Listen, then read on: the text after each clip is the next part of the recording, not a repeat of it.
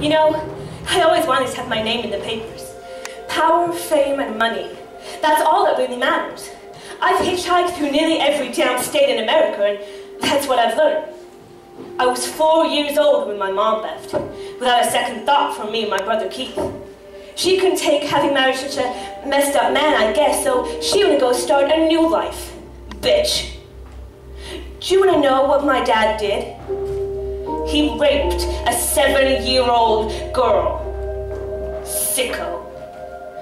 Rape and sex are all about power. It's all power. Not exactly a great achievement, having power over a 7-year-old girl, Daddy. Anyway, then I went to live with my grandparents, which wasn't a great time to say the least. I used to get so angry with my grandpa. We used to fight all the time. And by fight, I mean a fight. With a belt. And he did other stuff to me as well. His friends used to do it too. One of them knocked me up, you know, when I was 14. They sent me to a reform center to have the baby in secret because they didn't want anything to ruin their precious image in the neighborhood. Imagine how different things would have been if I was allowed to raise a kid. I wouldn't be here, that's for sure.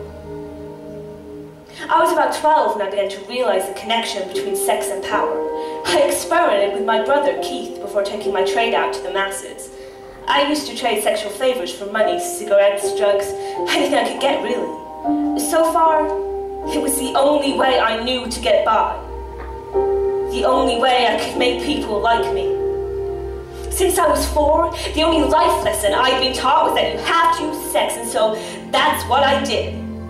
It doesn't mean anything to me. I became a real hooker at age 15 after Grandpa finally kicked me out, hitchhiking to different states before staying in Florida.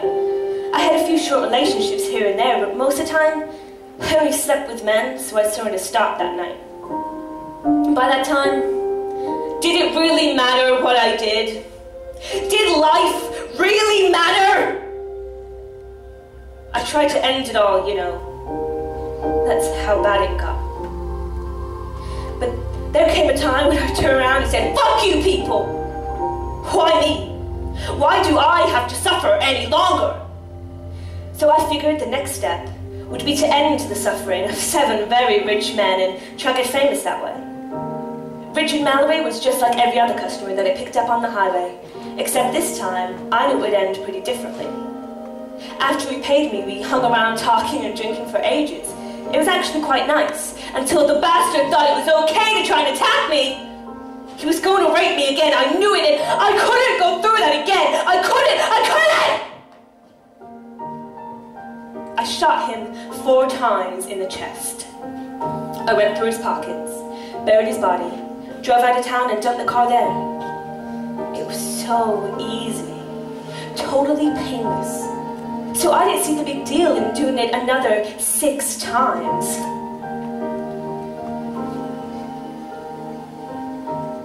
What's up with you? You know, I just can't take it anymore. You can't go anywhere without hearing about that dumb tomato.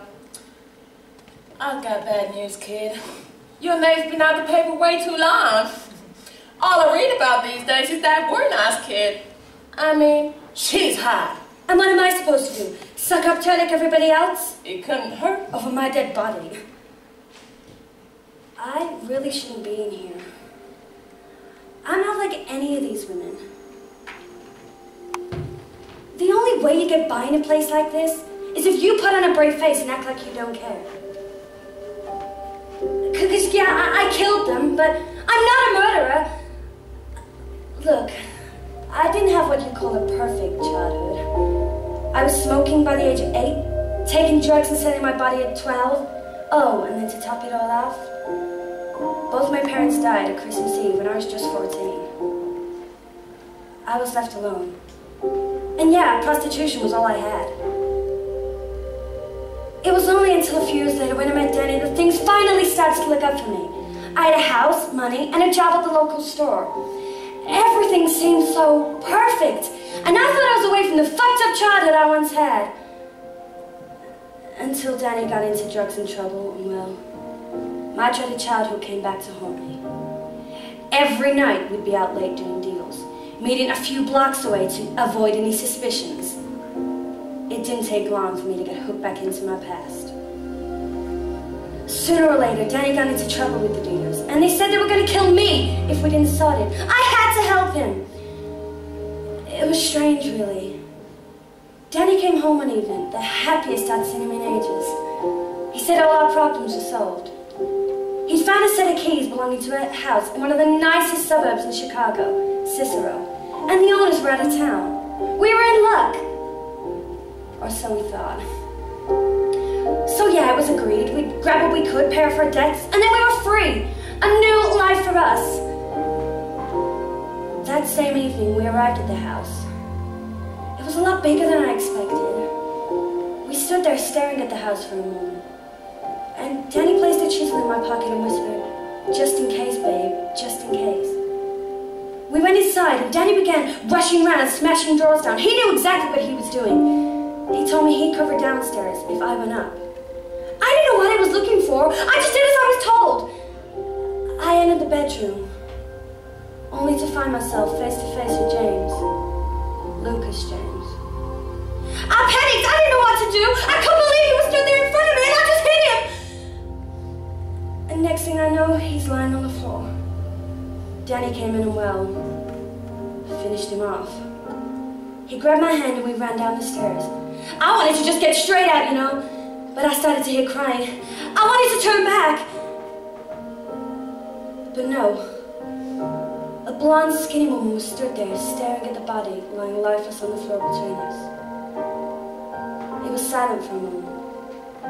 But then she began to scream. I had to shut her up. She'd get us in trouble and we'd never escape. So I put my hand over her mouth and hoping it'd stop the noise. And then she was lying on the floor next to him.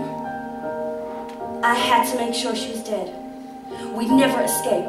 So I grabbed the chisel out of my pocket and I stabbed it through her heart 10 times. Yes, 10 times. My hands were covered in their blood, and I stood there staring at their motionless bodies whilst I stood there with 2 innocent lives in the palm of my hands. I dropped the chisel and I ran. I ran all the way down the stairs and out the door where I met Danny on the driveway. It was only then it hit me what I'd done. I wanted to go back in there. I wanted to turn back time. You don't believe me, do you? But I guess it's true what they say. You can take a girl out of a broken home. You can't take a girl out of a broken...